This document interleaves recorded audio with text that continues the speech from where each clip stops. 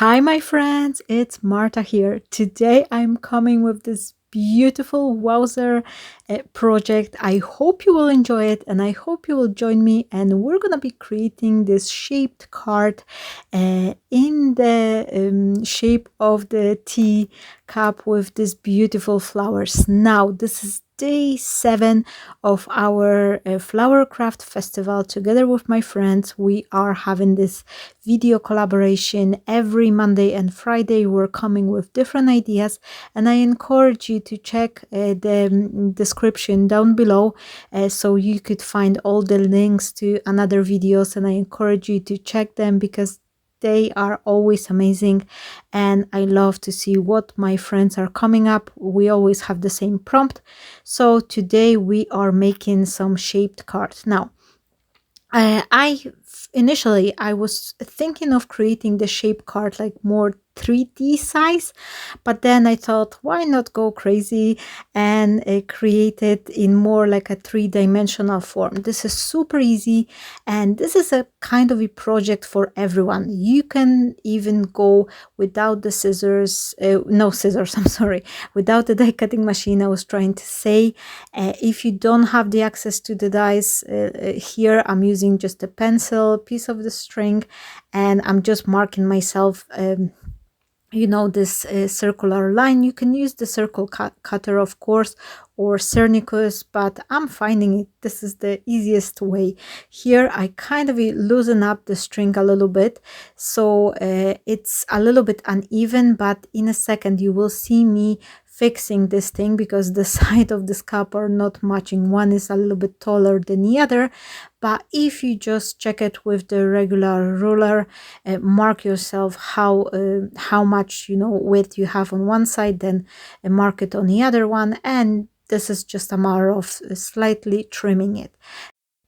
So this cup is super easy. You don't really need the access to die cutting machine. You can cut everything by hand, and it took me around 1 hour. I think it was 1 hour and 7 minutes in total, just to let you know how long it was the whole making it process. Now, once I cut the base for my cup, I kind of gently bend the bottom bit like around half an inch, something like that. You don't have to be super neat with it. Try to keep the similar distance, and then I'm just making those little extra notches on this flap, so that way once I have my cup glued together, I could have something to actually adhere it to the bottom of this little like a saucer I'm gonna be creating. Now I'm adding the glue to the edge. I'm smearing it very like trying to be very precise, and a bow on both ends. That way the cup is nicely glued and there is nothing like coming apart,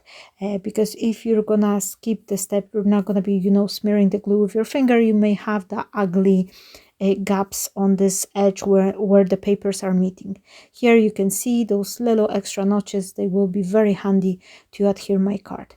One thing I want to create, one more thing, will be to having this lovely handle. And for that, the paper I'm using here, actually, this is one of my own original design. You will find them on my Buy Me a Coffee page, and this was my, I think it was 10,000 subscription collection. So I will link them down below, and I have two sets. One is freebie, and the other one I think was £2. And this actual paper comes from the bigger set. Now here you can see how roughly the cup will be look like. And now I'm just putting it aside, and I will be working on the card. For that, I'm reaching for another paper, and I actually print 3 pages, and 3 of them I print double-sided. Now I can tell you, after I finish the card, I could skip the third page to be double-sided, because that would be a little bit maybe waste on the ink, especially if you don't have this like a eco tank printer, which I'm having.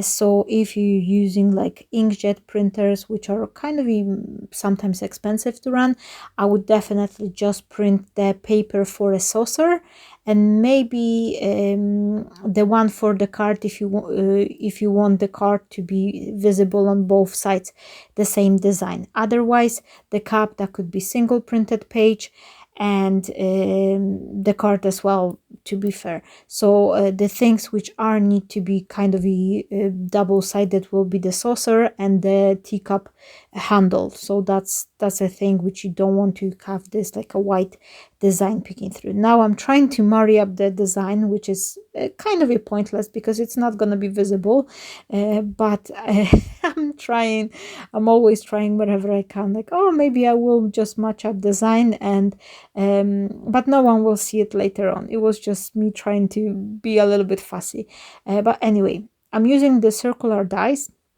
And I know I said that you can create this teacup without any dice, because actually you can use those circular cutter, which are very inexpensive. I think I've seen one in the Action store. That'll be something like a BM store, or like the Works, Hobbycraft. They have them for like a £1 or £2, I think. So they're super inexpensive, and they will help you to cut those circular pieces without any trouble. Now I'm trying to kind of figure out the layering for my card for the inside. So I picked a few of the plain circular die, and then I have this like a little extra doily from the Kokorosa. You can see here.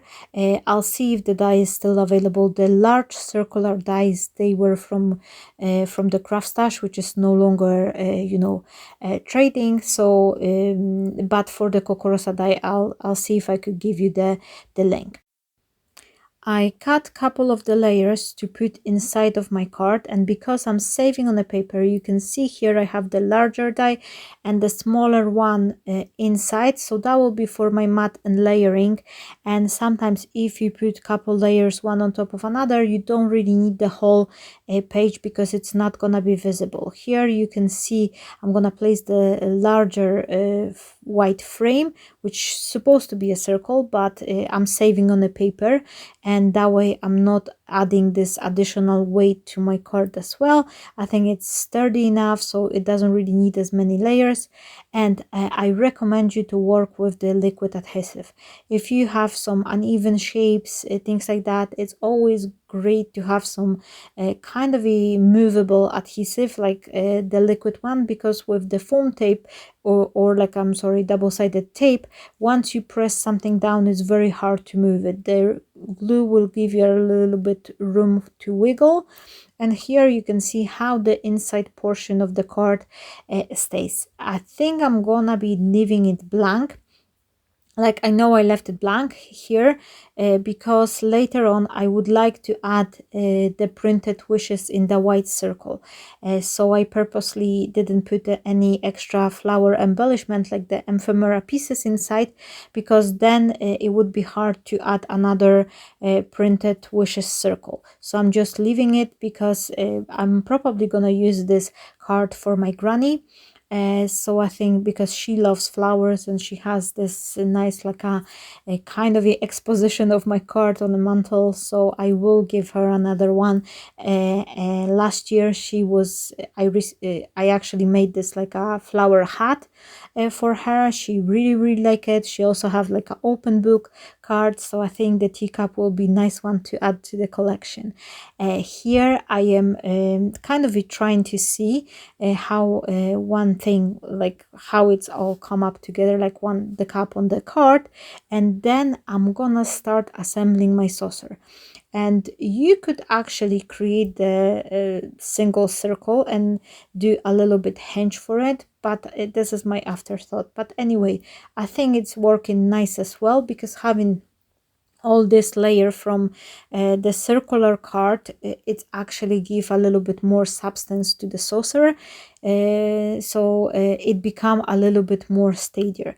Now I'm trying to establish where I'm gonna add my string, and at first I traced the circular die, but later on I thought this is like pointless. I can add here the card and then just follow the edge around it. The only one thing I have to remember is to keep my card open while I'm gonna do so. Again, I'm trying to kind of marry up the design, which later on it's not gonna be visible anyway, but it's something I keep like whenever I'm creating something, I'm always trying to see like, oh, it must to look neat. I'm trying to for my cards to look pretty. So this is important, especially if you create like a three-fold card, like an album or something. I'm trying to, make sure that the designs are matching. Now I have this upholstery string, which is usually used for like bounding your curtains, things like that. You can buy them in the fabric stores, and these are great. They are perfect to create all sorts of the frame or accent, like if you have the photo or like a focal point and you would like to accent that one, this is great material for use. They are very flexible, so you can follow any pattern you like, and it is just adding that additional elegance. And I think this is something which was really very much needed to this card. I actually, I don't know if you remember, let me know in the comment who watch my videos, because in the past, I think it was like 3 years ago, I was making similar cup, but I think it was Christmassy theme one. But I never turned it to the open card. The open card idea actually came to me today. Have you seen anything like that anyway? Let me know, because I've seen lots of the paper cups in different forms, but I always seen the wishes part to be on the bottom, like underneath the saucer, not inside the saucer. So I thought it will be a nice and interesting idea. And by the way, my friends, if you like to watch my videos, if you enjoy my content, please click a share button, just copy the link and you can post it on your social media. You don't have to do it, but as long as you copy and after you click the share button, you copy the link, the YouTube is registering it as someone is willing to share my video. And also any type of the liking and commenting, this is very important for me as a creator. This helps me out to stay kind of relevant in this YouTube world. So thank you so very much everyone who's been supporting me. There is also a new feature which called like a hyping video. So if you like creator, if you like their videos, you can kind of hype the video by pressing the button, and that way it's more likely to be shown on a public list, like for new audience. So this is also another feature which will help me to reach to more crafty friends and anyone who will be interesting to watching my videos. Now, once I complete this circle with this upholstery string, I am attaching this handle. I had a little bit wiggle here because it didn't stand the right way as I wanted. I think I just glue it too much on the top part, but it was okay. Overall, I think it's just looking super nice, and I'm so happy that I actually created from the double-sided paper. If I would do it back again, I think I would just add a little extra, like a golden, maybe like an embossing powder to the edges of the handle, and then maybe top part of the cup and the edge of the saucer. I think it would be something which would be super elegant, but this is again my afterthought. Many occasions when I'm completing the card, the first thing I'm doing, I'm just like, oh Marta, you should do this and that and that. I'm already instantly thinking of the way how could I improve the card for the next time. I don't know, let me know if anyone else is so critique for their own project, or is it just me? But I'm definitely one of the overthinkers, and as soon as I will put my scissors down or my hot glue gun, I'm just thinking like, oh, you should do that, you could add that extra layer or that. So by the time I'm finishing my project, I already have a newer idea for the new improved version. Now, I misplaced the die, which I was cutting this small circle, and I'm using those two circles to kind of create the bottom part of my cup. I think you could skip the step, but it's way easier to have this full bottom bit for your cup, so the cup is holding better to your saucer. Once the cup is complete, it's time to fill it in, and I'm actually using those dirty sponges which are left over from the workshop. The kids were playing with some paint and inks, so I put them in the bag, thinking like, oh, I'll just toss them away later, and I just realized I have something like that in one of the workshop boxes, and I thought this will be a great way to use them up and give them kind of a second chance to serve to this beautiful project. Once you put your sponges, just make sure that you kind of trim them so they're not gonna be pushing the sides of your cup to, so it will stay nice and round. So here you can see I'm kind of trying to create this circular round shape inside, so the cup will kind of hold its shape. And you just add a little piece of the glue, that way you don't have to worry about the composition kind of soaking through. If you will put something lightweight, sometimes the composition may collapse a little bit in the center, but because I put like three triple layer of the sponges, like one on top of another, once I will adhere my flour, there will be nothing, to collapse later on. To disguise those foams, I'm using the little piece of the cheesecloth, or any kind of like a bandage or something you can buy in the pharmacy very cheaply. This is a great material to cover up, and that way no one will ever see that there are sponges there. I'm also having this florist sizzle, and I wanted to use the light one, but I couldn't find it. So instead of that, I have this kind of a bluish or mint color one and a little bit of the brown. And later on in a second, I actually find a little like a golden string, which I also buy in supermarket. That was in the Christmassy aisle when they have those special extra bits to, to add to your presents and decoration. I've bought the box of this kind of like a string, and I bought a few packets of them.